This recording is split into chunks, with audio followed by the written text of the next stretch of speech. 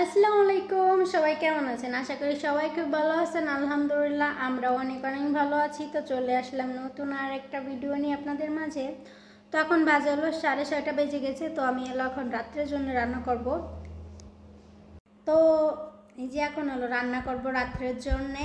আর খুবই সিম্পল জিনিস আজকে রান্না করব। ভাবতেছি আজকে সবজি রান্না করি, অনেক দিন হয়ে গেছে না সবজি রান্না করি না। তো দেখো এখানে কী কী নিছি আমি, মানে গাজর, একটা হলো বেগুন, আলু আর একটা পেঁয়াজ। তো এগুলো দিয়ে হলো সবজি রান্না করব।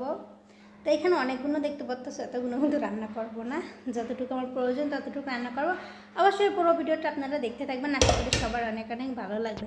আর ভালো লেগে থাকলে অবশ্যই আমার চ্যানেলটিকে সাবস্ক্রাইব করতে কিন্তু একদম ভুলবেন না। এখন হইলো আমি আলুগুলোকে কেটে নেব, পরে গাজরে যে ছোটো ছোটো করে কেটে নেব এগুলোকে আমি। আর এই সবজিটা আমাদের একটু বেশি পছন্দ, তো এই তো দেখো যে ছোটো ছোটো করে কেটে নিতেছি। তো বেশিরভাগ টাইম কিন্তু রাত্রের খাবারটা আমরা দোকান থেকে এনে খাই, বাসায় সেভাবে রান্না করি না। তো মাঝে মাঝে রান্না করি, প্রতিদিন কিন্তু রাত্রে রান্না হয় না। তো এই যে দেখো এখানে হলে আলু, মানে এর যে একটু বেগুন দিলাম, সব কিছু দিয়ে এখন আমি এটাকে সুন্দর করে ধুয়ে নেব, কারণ আলুর ভিতরে কিন্তু অনেক কষ থাকে। তো আমি পরে আরও দুইবার কিন্তু সুন্দর করে ধুয়ে নেব। তো এখন হলে এগুলো উঠিয়ে নিতেছি, এটার থেকে বাটির ভিতর রাখতেছিলাম। আর আমি কিন্তু খুবই সিম্পলভাবে সবজি রান্না করতেছি, ঠিক আছে, একদম সিম্পলভাবে। আর সেরকম মশলা টশলা দেবো না, একদম কমভাবে রান্না করব। দেখো কিভাবে রান্না করি। তো এখানে হলো এই যে মানে পিস দিয়ে দিলাম, একটু কাঁচামরিচ কেটে দিলাম না, আর এইভাবে দিয়ে দিলাম। আমি না একদমই ঝাল খেতে পারি না, কেন জানি না, আমার ঝাল একদম পছন্দ আছে, ঝাল খাই, কিন্তু মানে অতটা বেশি খেতে পারি না ঝাল, একদমই কম ঝাল খাই আমি, অত ঝাল খেতে পারি না। কিন্তু আমার হাজব্যান্ড অনেক ঝাল খেতে পারে, আমি পারি না ঝাল খেতে। তো এই যে দেখো এখানে হলো সব কিছু দেওয়ার পরে কিছু সময় একটু কষাই করে নেব, তারপরে একটু পানি দিয়ে দেবো, কারণ যেহেতু আলু, আর এই আলুগুলো সেদ্ধ হতে বেশি সময় লাগে না। তারপর অল্প একটু পানি দিয়ে এটাকে একটু সেদ্ধ করে নিলে ভালো হবে। তো এই তো এই যে একটু পানি দিয়ে দিলাম, পানি দিয়ে এখন হলো কিছু সময় সেদ্ধ করে নেবো। আর এটা একদম মানে সিম্পল বললেই চলে, সেরকম কোনো রেসিপি না, একদম সিম্পল একটা রেসিপি। আর অবশ্যই ট্রাই করে দেখতে পারো, খেতে কিন্তু অনেক মজা হয় রুটির সাথে। তো এই যে আমার রান্নাটা কিন্তু কমপ্লিট হয়ে গিয়েছে, আর কেমন লাগছে অবশ্যই সবাই জানাবা।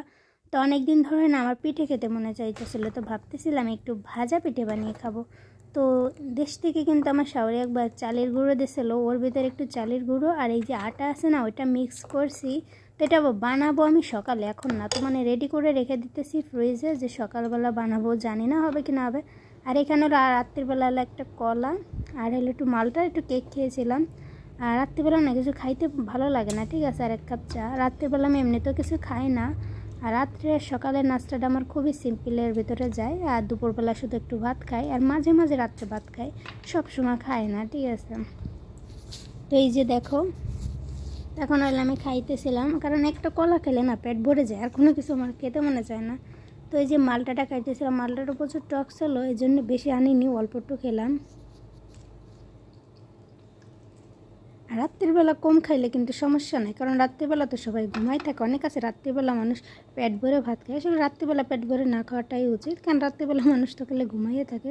তো এত খাওয়ার কি দরকার আছে বলো তো বন্ধুরা। তো দেখো এই যে এখানে হলো এক কাপ চা নিয়ে নিলাম, যেটা সেটা আমার চলে না।